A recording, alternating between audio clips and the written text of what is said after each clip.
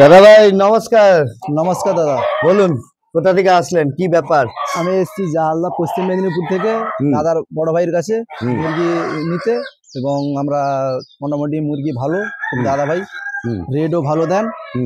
সবাই চাই যে রেট নিয়ে তো দাদা দেখুন কোনো কথা হবে না, তার কারণ হচ্ছে একটা জিনিস আপনাকে খুলে বলে দিই, আমাদের হোলসেলিং এর ব্যবসা, ঠিক আছে? আপনি এখন 8 পিস মুরগি নিলেন তাই তো? তো চলুন মুরগিগুলো একটু দেখাই। ঠিক আছে, দেখান। এবার আমি তো পাইকারি ব্যবসা, এখান থেকে নিয়ে গিয়ে আমি তো ব্যবসা করি। মুরগিগুলা যথারীতি আমি নিয়েছি, যখন দেখাতে পাচ্ছি না, মার্কেটে গিয়ে আচ্ছা, যে মুরগিগুলো আপনি নিয়েছেন ওগুলো দেখাবেন না যেহেতু ব্যবসা করবেন। হ্যাঁ ঠিক আছে, কোনো ব্যাপার না দাদা, সেটা কোনো আমি বুঝি ব্যাপারটা। তবে আপনার অভিজ্ঞতা কি হলো?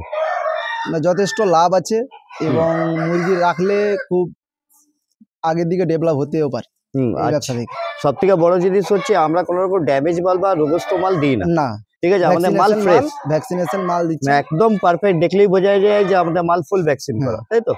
ঠিক আছে, তো সুতরাং 100 বার আপনি এখানে যতবার আসবেন দেখবেন আমাদের এই প্রিন্সিপালি আর এরকম ভাবে আমরা মাল বিক্রি করছি। ঠিক আছে, তো চলুন, ভালো থাকবেন, আশা করি আবার খুব শিগগিরই আসবেন মাল বিক্রি। ঠিক আছে, ওকে।